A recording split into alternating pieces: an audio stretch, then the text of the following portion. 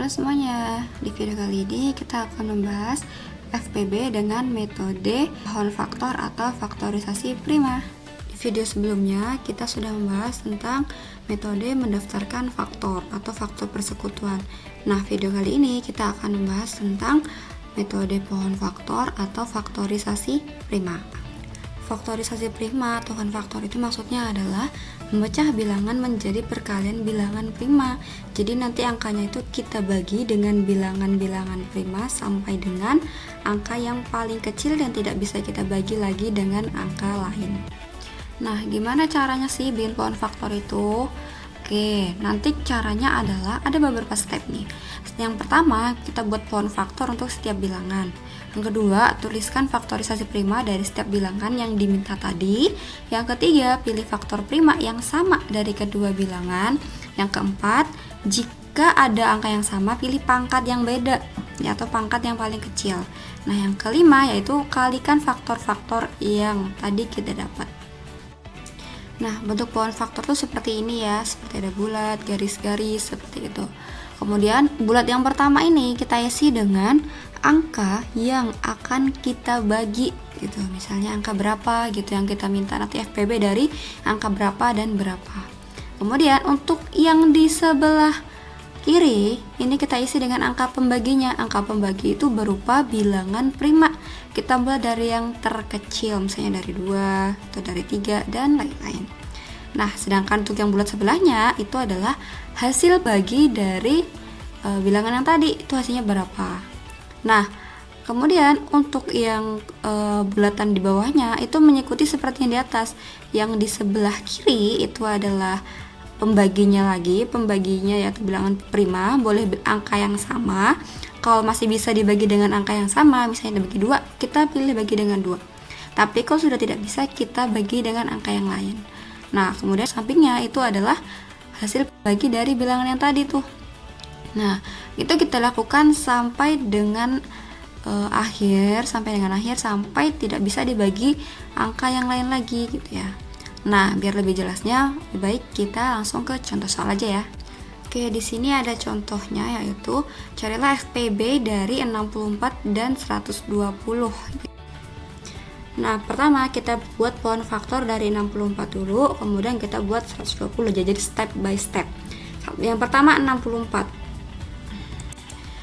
64 itu bisa kita bagi dengan 2.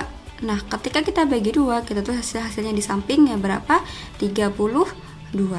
Nah, 32 kita juga bisa bagi dengan berapa? Dengan 2. Nah, kita bagi 2, hasilnya kita taruh di samping sama dengan 16. Dan 16 masih kita bagi lagi nih. Kita bagi berapa? Kita bagi 2. Setelah kita bagi 2, hasilnya kita taruh samping. Hasilnya 8. 8 kita bagi 2 lagi, hasilnya 4. Dan 4 kita bagi 2 lagi, hasilnya adalah 2. Kita berhenti sampai di situ karena angka 2 itu tidak bisa kita bagi lagi. Angka 2 cuma bisa dibagi dengan angka 2 atau dibagi 1. Nah, karena sudah sampai akhir, maka kita tulis dulu nih faktorisasi prima dari 64. Kita tulis semua pembaginya sampai dengan hasil akhirnya, yaitu 2 dikali 2 kali 2 kali 2 kali 2 kali 2. Nah, 2-nya ada 6 kali nih, maka bisa kita buat menjadi 2 pangkat 6.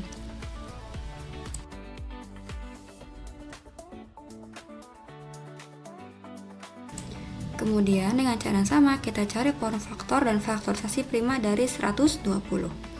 120 bisa kita bagi dengan 2, yaitu hasilnya adalah 60. Kita tulis sampingnya ya. Dan 60 bisa kita bagi dengan 2 lagi, hasilnya nanti ada 30. 30 kita bagi 2, hasilnya 15. Dan 15 itu tidak bisa kita bagi 2, maka kita ganti bilangan nih. Kita ganti bilangan prima setelah angka 2, yaitu angka 3.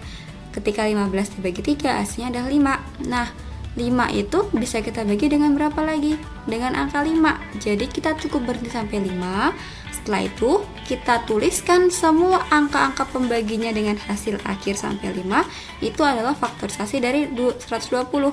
Jadi kita tulis menjadi 120 sama dengan 2 kali 2 kali 2 kali 3 dan kali 5 sama dengan 2 pangkat 3. Kenapa 2 pangkat 3? Karena 2-nya ada 3 kali.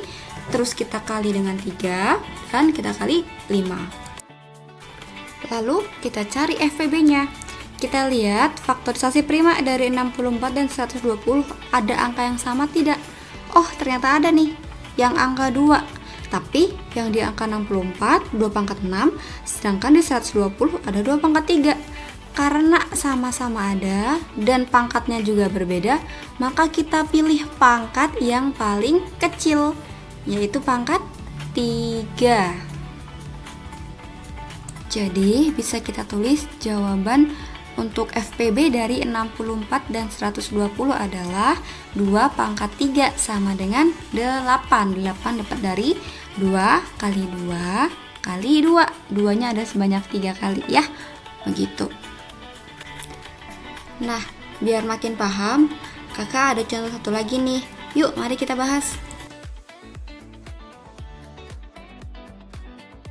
Nah, untuk contoh selanjutnya itu kita mencari FPB dari 90 dan 130.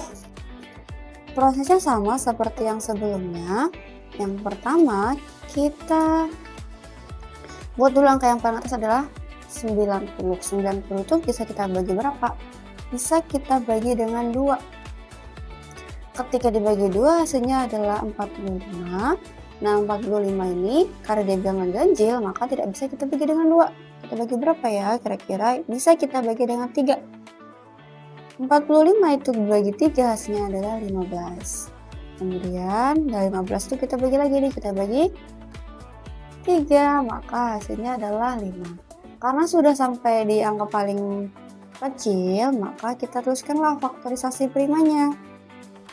Faktorisasi prima dari 90 adalah 2 kali 3 kali 3 kali 5. Maka bisa kita tuliskan menjadi 2 dikali 3 pangkat 2 kali 5. Karena 3-nya di sini ada 2, maka kita buat 3 pangkat 2. Oke, next kita coba cari poin faktor dari 130. Oke, angka pertama yang pastinya 130 dulu yang paling atas. Ini maaf kakak ada salah ketik angka ya. Ini kita buat jadi 130. 130 itu kita bisa bagi dengan berapa? 130 bisa kita bagi dengan 2. Oke. Kita bagi 2 hasilnya adalah 65. Nah, 65 ini kita bagi berapa ya? Kalau kita bagi 3 nggak bisa nih. Berarti 65 itu bisa kita bagi dengan 5. 65 dibagi 5 hasilnya adalah 13. Nah, 13 ini kan dia tidak bisa nih dibagi lagi dengan angka yang lain. 13 ini adalah sudah angka yang paling kecil. Kenapa? Karena 13 itu merupakan bilangan prima ya. 13 itu adalah bilangan prima. Tuliskan faktorisasi prima dari 130 itu adalah 2 dikali 2 dikali 5 dikali 13. FPB-nya itu berapa? Kita lihat nih. Angka yang sama-sama ada di 90 dan 130. Angka yang sama-sama ada itu ada angka 2, angka 5. Ada 2, ada 5. Maka SPB itu nanti jawabannya menjadi 2 dikali 5 sama dengan 10. Nah, jadi walaupun urutannya dia berbeda, misalnya nggak langsung dari 2 langsung 5, karena dia sama-sama ada nih, sama-sama ada, maka FPB-nya menjadi 2 dikali 5. Oke. Gimana? Untuk metode faktorisasi prima atau poin faktor cukup mudah bukan? Memang sih agak lebih ribet, agak lebih panjang, tapi gampang kok kalau kita paham maksudnya gimana. Nah, jadi apa ya kesimpulan dari metode ini? Kesimpulannya adalah metode ini tuh merupakan metode terstruktur. Kemudian yang kedua, metode ini cocok untuk angka-angka yang besar nih. Buat angka-angka yang besar. Kalau misalnya kita mencari pengen lebih rinci pembagiannya faktorisasi prima dari bilangan yang besar itu, kita bisa pakai metode ini.